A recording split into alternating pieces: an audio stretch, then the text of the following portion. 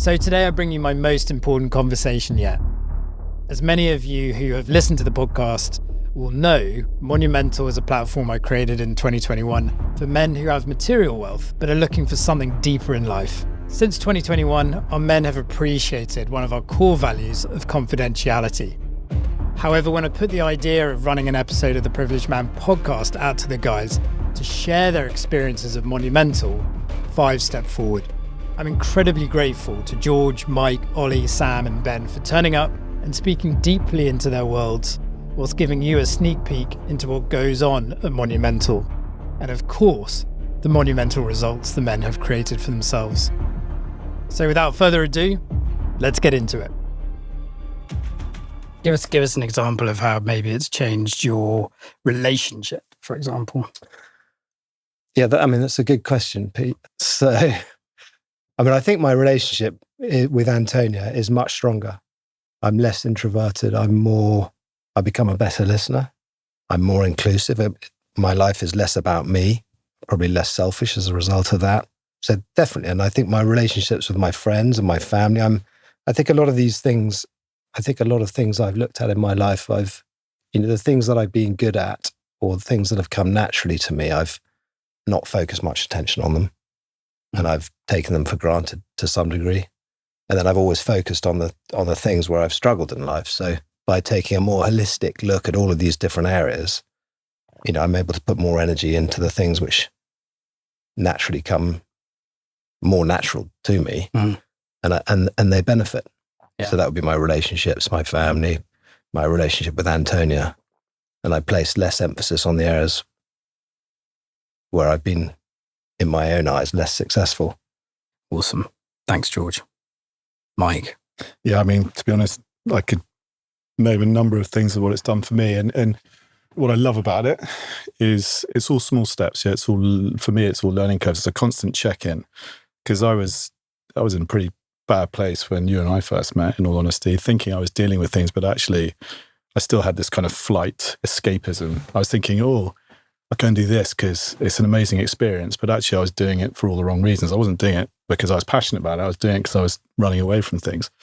And I think actually what Sam said in his podcast last week with you has been one of the most beneficial things that I've taken away from Monumental. And it's like, don't be afraid to sit in it and just understand why it is you feel the way you do. Mm-hmm. Whereas historically, I'd have recognized something was wrong and just run a mile, in all honesty. And how did you run? Like what things? It would be travel. For me, it would be literally go and immerse myself in whatever country I could find or people I could meet and just escape from whatever I was, needing to address at that time. Now, the other thing for me is like surrounding yourself by people who are going through similar things as well. It's amazing. Like I found it easier, which is also why the travel thing, I guess, I found it easier to speak to people I had zero relationship with about my problems, than my closest, nearest and dearest. And you're like, and it was summed up by a great friend of mine years ago, who's a recovering alcoholic. He said, the only time you're ever open with your friends or you pull the mask off or you're vulnerable is either when you're drunk or when you're high. It's literally the case. And it resonated massively. And it's like, well, why? Why do we need to kind of, hide behind all these sort of extracurricular things? And, joining Monumental, being surrounded by like-minded people, it mattered not how big or small the issue was that brought you to the table. Everyone's there to support, work on themselves and feel more comfortable about the decisions they make and the choices they make and the balance in their life going forward. Mm. So for me, it's been a constant check-in, getting the balance right between experience, escapism. My relationships are better. Lows are lower, highs are higher, but I appreciate them even more. Mm. I think that's kind of what I've got out of it over the last 2 years now. Thank you. And is there like something tangible, a story, and to give the guys listening a little bit more insight about where you were in your life and where you are and maybe how those relationships benefit? Yeah, there's no doubt. I've been with you guys a long time now. My relationship with my ex-wife is as good as it's ever been right now. And a lot of that's got to do with the work that I've done on myself. And yes, time's a healer, but actually when you can realize and face up to a number of things with the people you care about most, and you can be honest about the situations, then it's certainly got a lot better in that respect. I've got a lot better in terms of being able to cope with and deal with, my sort of, let's call it regrets and past and move on and heal. We talked about the friends. You've talked about the friends earlier and how, I think we all understand this, that our friends love to give advice and fix. Yeah. Sort of almost, as men, are sort of almost sort of built toolboxes to go around and start fixing each other and all the rest of it. I think one of the things that I hear a lot about, it's like what's different about sitting within one of the pods in Monumental is that lack of judgment. Yeah. Because we've got so much shame around things that we've done, shame and guilt that we've done in our lives before. And that's sort of the differentiator. It's like, because a lot of people have said to me, well, why can't you just go down the pub? Speak to the lads down the pub. I say it's different. They're like, how's it different? But I think you just explained. It's different, I think, but genuinely, I think you then also learn to appreciate those friendships you have as well better, because you've realised, well, why aren't I discussing these things with your friends? And I've got a lot of close friends and they all have your back.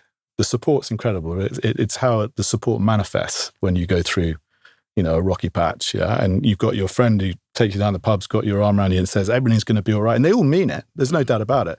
Sometimes you need the friend that's going to shake you and is pragmatic and go, right, we're going to stop this. We're going to nip this in the bud and we're going to move on in a way that is healthy for you and your relationships, basically. And I won't underestimate and or put any more behind any other friendship, that they all serve their purpose in those given moments, for sure. There's no doubt about it. And they all know who they are as well.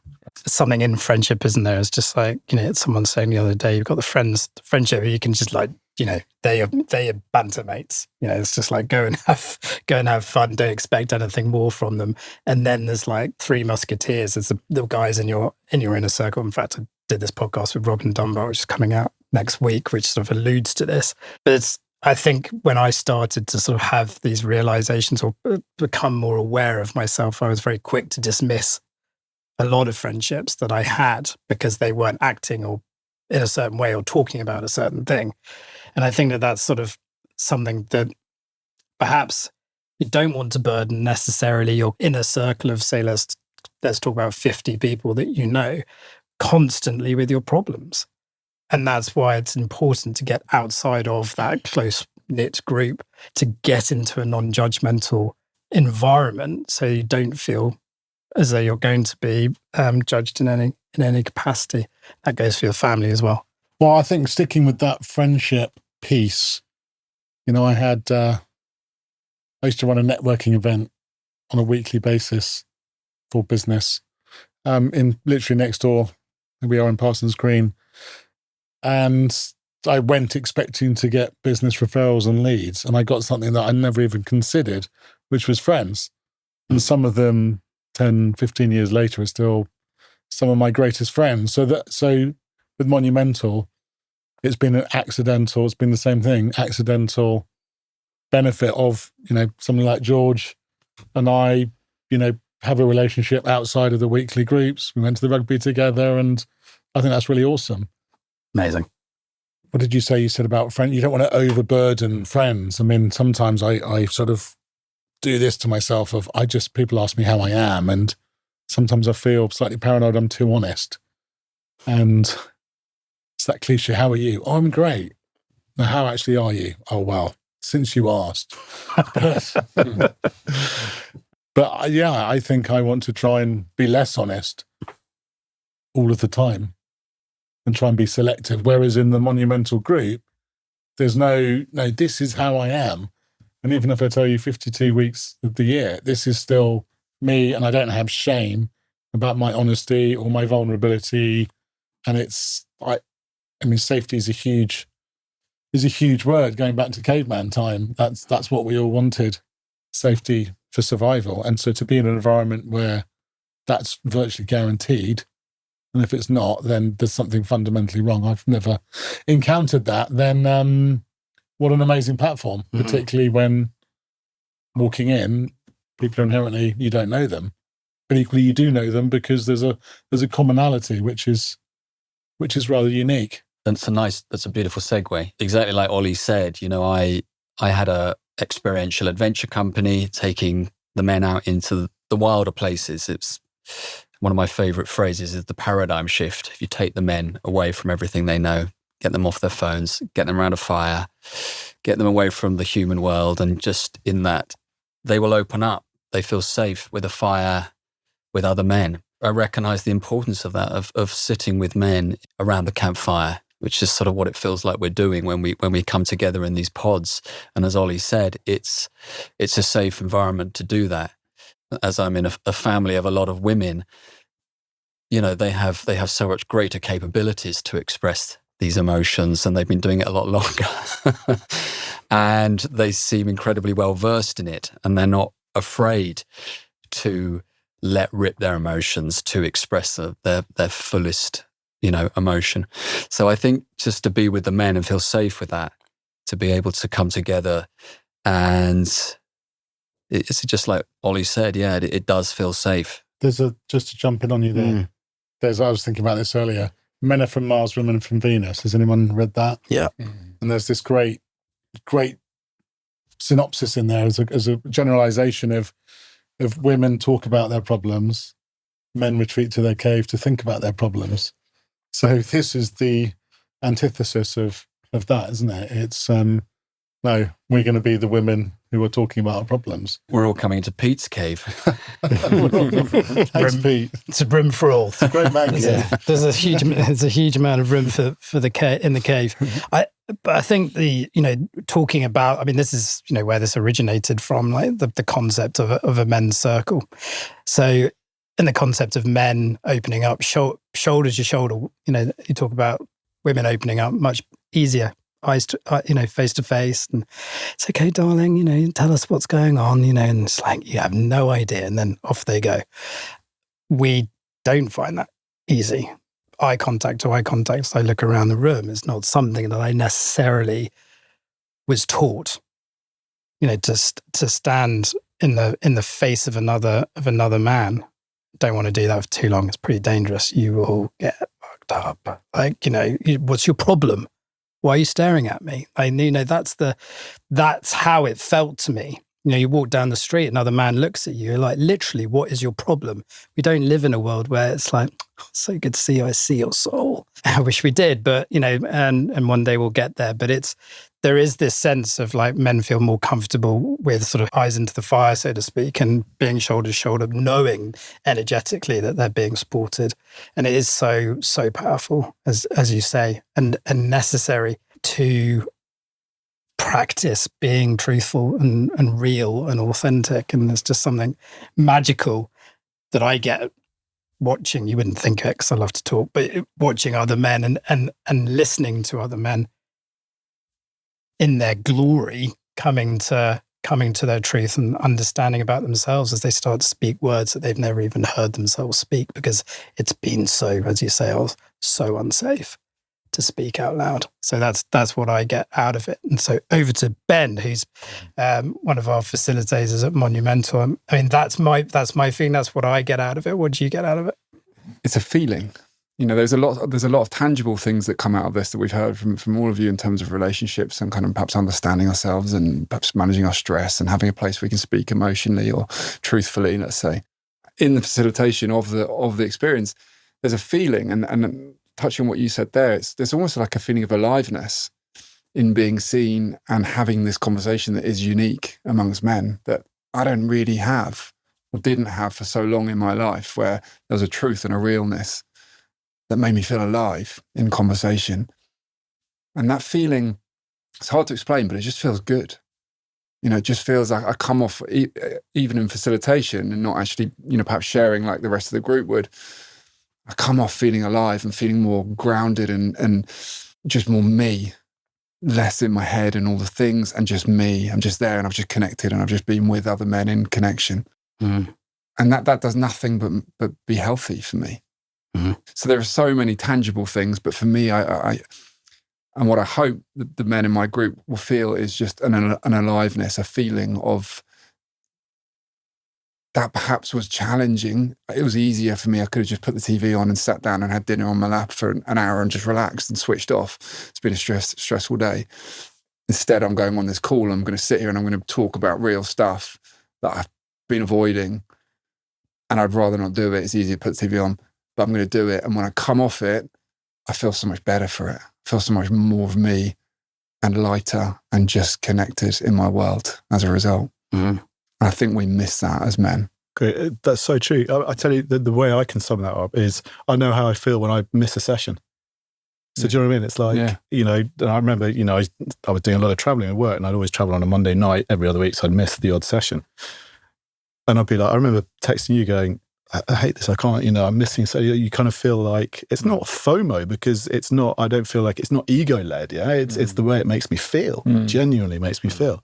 And the nice thing about that is if you miss it, I mean, you get, you know, I get messages from the guys in the group saying, you know, is all good? You know, what's going on? All okay? And, it, you know, more often than not, it's because I'm traveling rather than anything else. But so I know that if I miss those sessions, I feel down, not down, but I feel like I'm, you know, I don't feel as full as I would if I'd been, you know, in one of those sessions. So yeah, it's interesting, isn't it? And thanks for explaining that, both of you. What is really interesting is starting off the session and, you know, busy men in their 40s, well, late 30s, 40s, 50s, early 60s, come in to the group. They're busy men. Like, so much is going on. Busy at work, busy with kids, busy, just, you know, the world is full of information. And to give themselves permission to just stop for 75 minutes. As I started this session, it's like, congratulations, like you have the courage to be here, to actually put down your phone for a full 75 minutes and actually give yourself the time just to be with yourself. There's something in this world which is so devoid of peace, actual peace. And so the words that, you know, that come out, that spring to mind when when I'm starting off a facilitation, or when I have historically gone into a group, is, you know, stressed, busy. That's how it starts off. I'm not present, pissed off. You know, I'm thinking about, like, you know, X, Y, and Z. But by the end, those words that, you know, the end, just to give context to the listener here, we ask the men to pull out one word about how they're feeling at the end of each session. And it generally is grounded, peaceful, being grateful for having just had that experience. And so it's really interestingly going to lead me on to my next question, which is a big thing that men, I guess particularly in the UK, have, because it's not ingrained in our psyche. It's like, how can I justify the investment? We're not used to investing in ourselves. Our fathers generally didn't. Our friends generally don't, or our wider circle generally don't. Men just get on with it. How do you go about getting through limiting beliefs around, or what I would describe as limiting beliefs around money and investing in yourself, like you would invest in a stock? Prior to joining Monumental, Pete, Tim Ferriss wrote this book, and it's a summary. He wrote to 1,000 famous people, entrepreneurs, business owners, politicians, actors in America. And he put this book together, and it's a summary of, you know, what drives them, what books they read. And it's a snapshot. And the commonalities, and I, from what I can remember, there are certain things which come up time and time again. They've all read the same books. They all have coaches. They all have mentors. They all invest as much time and as money as they can in themselves as well as their business. I run my own business, and it started to resonate with me. So in terms of the investment in either time or financial, I didn't feel I ever had to justify it. You know, when you see and read about these leaders, and most of them, they're household names, I'd heard of them. You know, you realize actually, clearly, it's fundamentally important for me. You know, if I want to run a successful business, then obviously it's an important part of that. So I never felt the need to justify it to myself. It was interesting, isn't it? Yeah. Anyone else want to dive in on that question?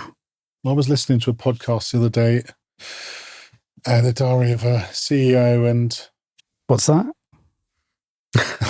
Which podcast? I was listening to a podcast There are recently. There are others, are there? Okay. Yeah. And the guy speaking was the world's #1 brain scanning. His first name is Doctor. There you go. Very precise. Dr. Amen. Yeah. And he's scanned about 250,000 brains. And they were talking about medication and ADHD. And should you, shouldn't you take the medication? And he said the question isn't always should you, but why should you not? What's the cost of not doing it? And so I'd reflect that back to you. And what's your cost of not joining? If you're sitting on the fence, there's clearly something that you want to improve in your life. Can you afford to not take the leap? Have you got the support structure around you? Have you got the outlet? Have you got your voice in your home environment and at work? Beautifully put. And for me, that was my journey. That's from isolation to connectivity. We're in a new paradigm now. And I notice it in the collective, where we can't play small anymore. Like the women have risen up and they're demanding of their husbands more emotional intelligence. Children are expecting more. We can't be in this old mindset anymore. The planet is crying out, because we have been stuck in this mindset. We're not listening. So there's something going on in the collective. So I think it's, in answer to your question, it's the most important work we can do right now. There's not a choice. There isn't a choice. There is no. It's like either, and again, I was talking the other day, Daniel Priestley, about artificial intelligence, and I brought that into one of the groups. One of the chaps was like, I don't know if I really want to tell my story in public. And I said, well, what choice do you have? Because AI is coming for your job, whether you like it or not. We only have, what's holding you back? And again, it comes back to this guilt and shame around past misdemeanors, etc. If artificial intelligence is coming for your job, what else do you have? And it's just like you have your unique human story and you have unique human/emotional intelligence. That's your offering in the next, as we go into the next few decades. So it's just like, what's the risk? Why the risk is like risk of standing still at the moment for men in their 40s and 50s is that you're literally going to have, your bosses are going to be in their 20s and 30s because they understand the new paradigm that you're talking about. There's a mentor teacher called John Wineland who talks about the myth of being a good husband. And kind of in the old days, it was, you go off to work, you make your money and you do your thing, you put the food on the table and well done, you've done your role. And like you say, it just doesn't cut it anymore. Women aren't accepting that. They can make their own money. They can have their own babies these days. It's like, what is the role of men? And I think we're being asked to show up in a new way now. And there is that, of course, there is that providing part, but we're not leaned on in the same way. And I think we are searching for an element of purpose in that. And I think everything is pointing us towards being a man who can show up multifaceted, who can provide, but can sit and can listen and can tune in and can be with and have meaningful conversations in partnership now, which perhaps was missing for God knows how many years. And we're coming back to it now that men are being asked to step up. And it's, like you say, kind of AI is taking over. But I think the men who can tune into this part of us, there is this part in all men, I believe, that can connect and wants to connect, needs to relearn how to do that. And if not, then we might be in a relationship that doesn't really go where our partners want it to be. Beautifully put. Really succinct and really well put. You may have done this before. Try sometimes. And is it any surprise then that 73% of marriages end up with a woman filing? Right. And I think I would have been one of those men. If I wasn't in the space where I invested in myself. I mean, it's it's not to say I've got it sorted and I know all the answers to this, but it gives me a chance, and I can feel it. And the other part too is that I think you men do want to connect. We want that as well. It's not like we're doing it for our partners. We want to connect too. We've just been taught not like to behave in ways that isn't going to lead us to connection. And so we go and find it in other ways, all through all the things. And actually, we need to learn how to soothe that part. And that connection to ourselves is actually really powerful. Yeah. Because otherwise there's this restriction in us. And but actually when you can tap into some of these places within us, it has the power to free us, and us men, we love freedom, so it's a very powerful thing to come and do ultimately. It's all about love, isn't it? Really. Self-love. Absolutely. And I think, what Ben just said, if I can pick on you here, Sam, is that you said to me yesterday, I wish I had this tool. I'm grieving the fact I didn't have this tool when I was married. Can you just give us a little bit more insight on that? Well, we had the great fortune to have a lady come in yesterday and to meet the men online, and she offered some incredible wisdom around profiling types and characters. I mean, we were only on there with her talking about this for half an hour, 40 minutes, her explaining this. But it was so insightful to receive this knowledge about the different character types. And I think, I was with my ex for 14 years, literally the divorce paper came through yesterday. And I just felt emotional that there are these tools available. And this is being offered in Monumental. Incredible, insightful wisdom keepers coming in and sharing this. And had Susie known that about me, my profile type, in the way it was described? We looked at various profiling, but I think this one was really interesting, the DISC profile. I think who knows? There's no regret, but it just brought up some emotion in me. That was all, because she was offering the women could come in to join the men in this and to have a look at that. And I thought, wow, what an opportunity, because I recognized a couple of the men there are struggling in their relationship, and they seemed very illuminated by this prospect that this was on offer. So that touched me. Absolutely. For all intents and purposes, I wish I had the balls to have done something like that when I was in a relationship. I didn't have the courage. You kind of bury, consciously or subconsciously, the kind of noise, that you're generating yourself. And I definitely did that. I buried it, and my ex-wife recognized it. She gave me every opportunity to do something like that, and I was like, "No, everything's fine. What are you talking about? Just bury it. And I just didn't have the balls. Didn't want to. My ego got in the way, or didn't have the courage to face it, or whatever the case. Because they see our fullest potential. Yeah. They see how beautiful we are, how magnificent we are. They see it, and they're like, "Why are you playing so small? Why have I got this muffled, muted, who is not showing up?" And sadly, and this is why this question is incredibly powerful, is most men I know who do something like this is because something's happened. Yeah. So the prevention piece, which women are amazing, actually talk about everything. They've got a natural support network. We don't, until something happens or something gives or something's literally on the cusp of giving. Yeah. And then we have to do something about it. We're left with no choice. So it's about breaking into the sort of formative piece, about how do we get involved in that preventative element? How do we get men to recognize if they can't hear it from their partner, they can't hear it from their friends, who the hell are they going to hear it from? I talked the other day about how we buy life insurance and how we buy building insurance. And it's just like, okay, spend all this money on building insurance for like, we can't make sure this is going to burn down. And your life is going to burn down if you don't do the work. Like that's how I see it. You're willing to invest in these ISAs. You're willing to invest in your junior ISAs. You're willing to invest in things, your pension, which is going to happen in 30, 40 years.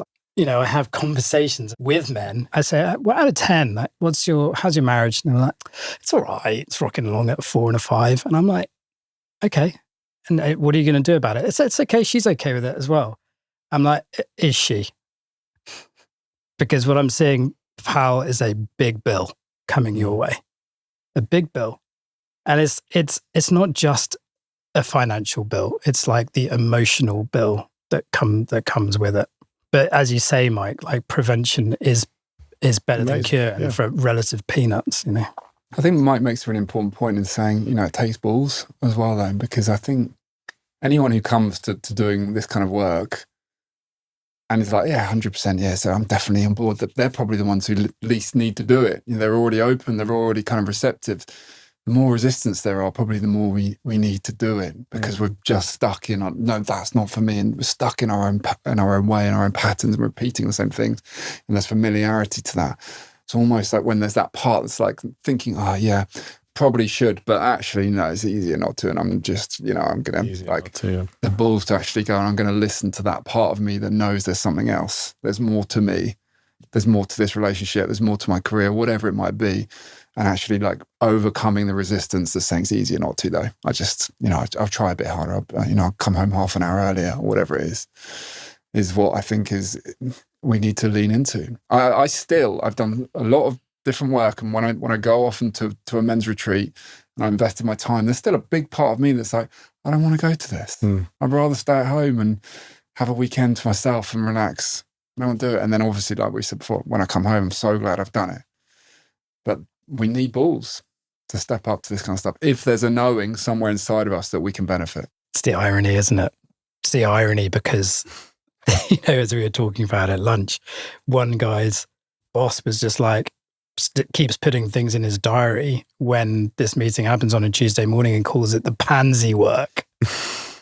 And actually, like exactly how you just described it, actually, it's the true courage. It's the true courage. The easy option. And, the easy option is to mend or to try and mend yourself through short-term distraction. If you're listening to this, you know what I'm talking about. We're talking about the pub. We're talking about porn. We're talking about going down to the strip clubs. We're talking about basically using wealth to actually just get rid of what needs to be addressed, and eventually it will catch up.